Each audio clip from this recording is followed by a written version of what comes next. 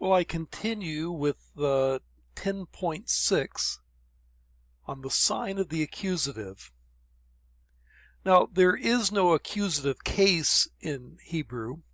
However, when you want to mark a particular word as being a direct object, one way you can do that is by attaching a particle called ate or et to that particular object. Normally written before the direct object of the verb. Whenever that object is a definite noun, it has to have the article or otherwise be considered a proper noun. And so if you want to say the man judged the people, you could say shafat ha'ish, judged the man judged, et ha'am. And et is not translated, but it indicates that what follows is the object of the word shafat, to judge. Or the king remembered the Lord, Zakar Hamelech et Adonai. Here you have the subject of the verb is Hamelech. The king remembered, Zakar, third masculine singular perfect. And then the object of the verb is the Lord, and you can mark that by putting the et in there. Or the very first verse of the Bible, Bara Elohim et hashamayim va'et haaretz.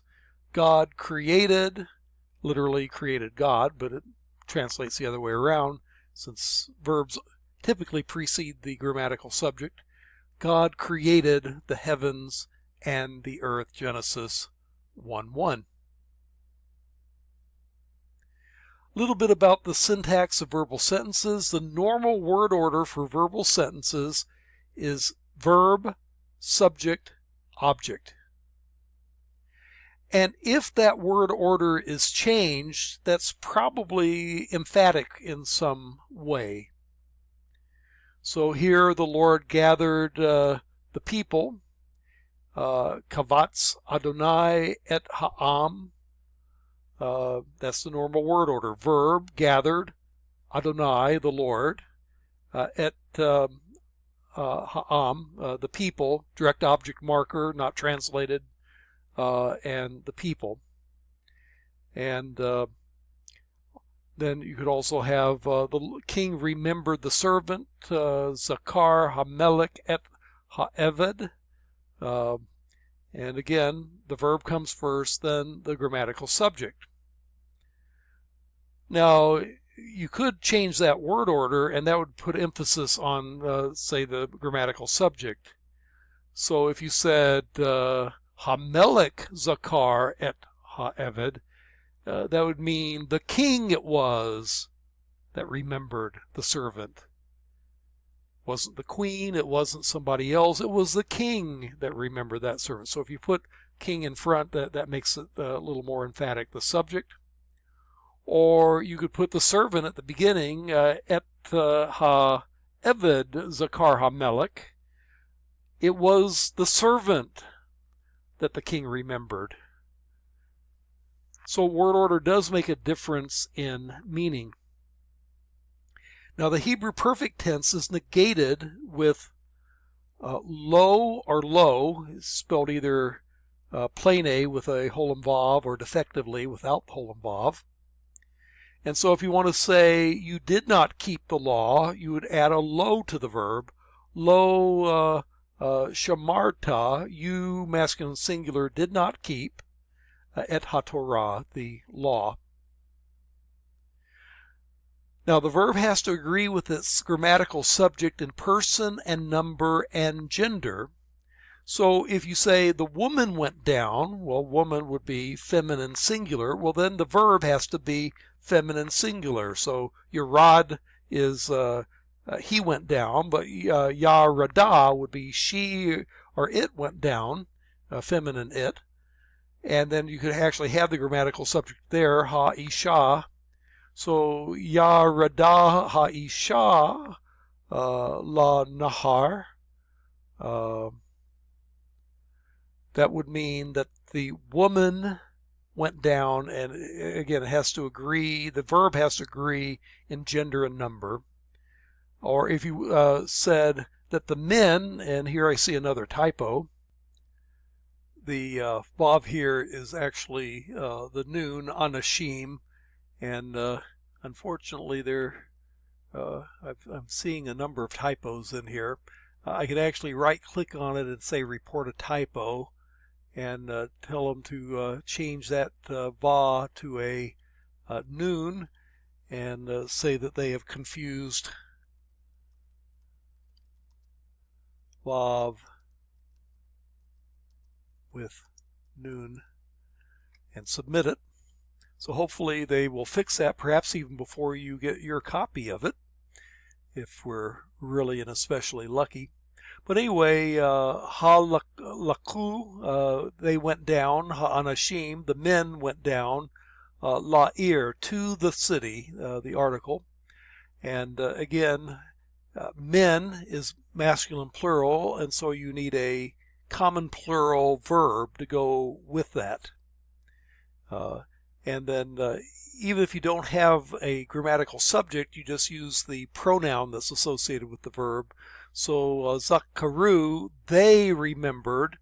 If you don't have a grammatical subject, then you can say they or it or she or he or you or whatever. They remembered, and then direct object marker et Adonai, the Lord.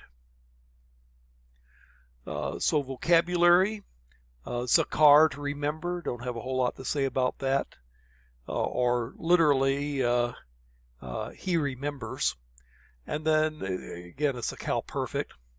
And then yarad, he, she, or it went down or descended, or has descended, or descends in certain contexts, or in the prophetic perfect, will descend. Katav, he, she, or he or it wrote. And then lakad, he or it captured or seized or took.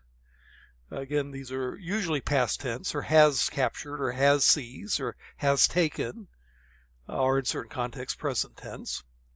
And then nafal, he fell, and pakad, he appointed, and kavatz, he gathered or collected or assembled. Lechem is bread, but bread is used by synecdoche, one example for a whole category of things, as a word for food. And then you have the direct object marker, the sign of the accusative, direct object marker et, only if it's definite. Has to be a personal name, or have the article, or otherwise be definite. And then lo and lo attached to the verb, meaning not. So you get the practice forms in 10.9. I remembered, that would be zakarti. You, feminine singular, wrote, that would be kataft.